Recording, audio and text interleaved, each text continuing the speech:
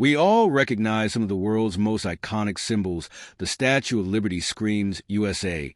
The Eiffel Tower instantly says Paris. And this mask? Undoubtedly, it's King Tutankhamun's, right? Well, not exactly. You'd think historians have squeezed every last drop out of King Tut's story, but guess what? Some of the most obvious details tend to slip right under our noses. Like this. The famous mask didn't actually belong to him, nor was it ever meant for him. Stick with me for the details. Let's zoom in on that mask. See those tiny holes? Yep, they were for earrings. Now, before you say, so what? Consider this. In ancient Egypt, earrings were typically worn by high-status women or children. If you're thinking, but wait, wasn't Tut a boy king? You'd be right. He ascended the throne at just 9 years old. Here's the thing. While young boys in ancient Egypt might have worn earrings, they usually stopped once they reached adulthood. But no one expected Tut to die young, certainly not at 9. So, why would a burial mask be prepared for a child? The answer, it wasn't. This suggests that when Tut passed away, the mask used for his burial was simply the best available option at the time. And there are more clues that hint at a rush burial. Consider this. Even though mummification preserved his body, his loved ones wanted to send him off to the afterlife as quickly as possible.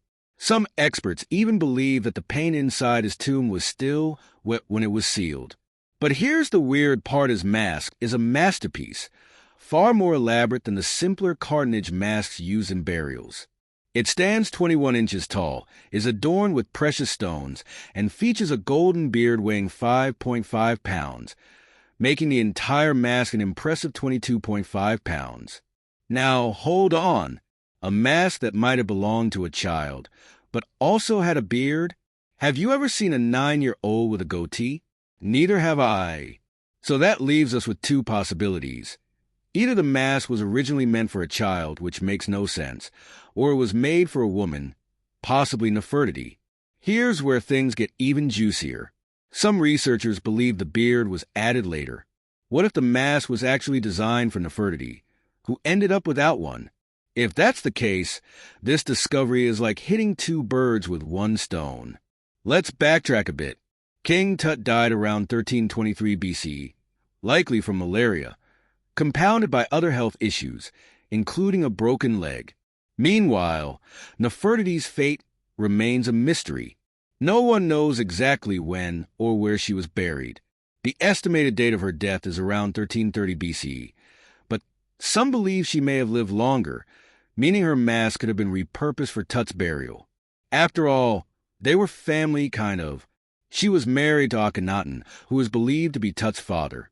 Egyptian royal lineages are confusing, I know. Still not convinced that Tut wore a lady's mask? Let's bring in a guy who made the big discovery, Howard Carter. In 1922, he uncovered Tutankhamun's tomb in the Valley of the Kings near Luxor.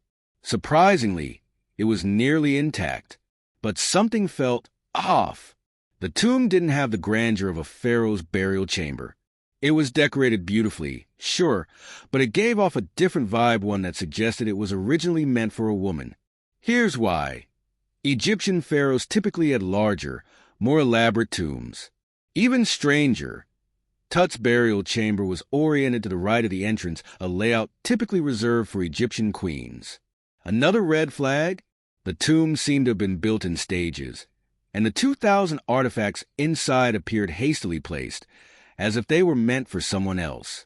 Fast forward almost a century, and Egyptologist Nicholas Reeves thought he might have solved the mystery.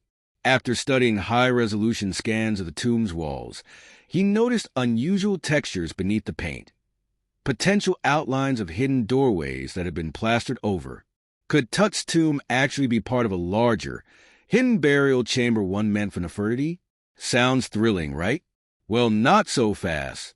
Reeves' theory led to ground-penetrating radar scans in 2015. Initially, one expert thought he had found a hidden chamber, but after further analysis in 2016, it turned out there were no secret rooms after all. Still, Nefertiti isn't the only legendary Egyptian queen whose burial site remains a mystery. Take Cleopatra, for example. Legend has it that she once declared, "No man will ever find my tomb." Fitting, right? Because the closest person to uncovering it today is a woman archaeologist, Kathleen Martinez. Martinez has spent nearly 20 years searching for Cleopatra Vai's final resting place. Recently, she unearthed a marble bust she believes represents the famous queen. However, not everyone agrees. Some argue that the facial features don't match Cleopatra, suggesting it might belong to a different Egyptian princess. And here's a twist. Some experts believe that "no man will find my tomb" quote is misunderstood. If Cleopatra did say it, she probably meant no living soul, not specifically no man. Either way, it makes for a great legend. That's it for today. If this satisfied your curiosity, don't forget to like this video and share it with your friends.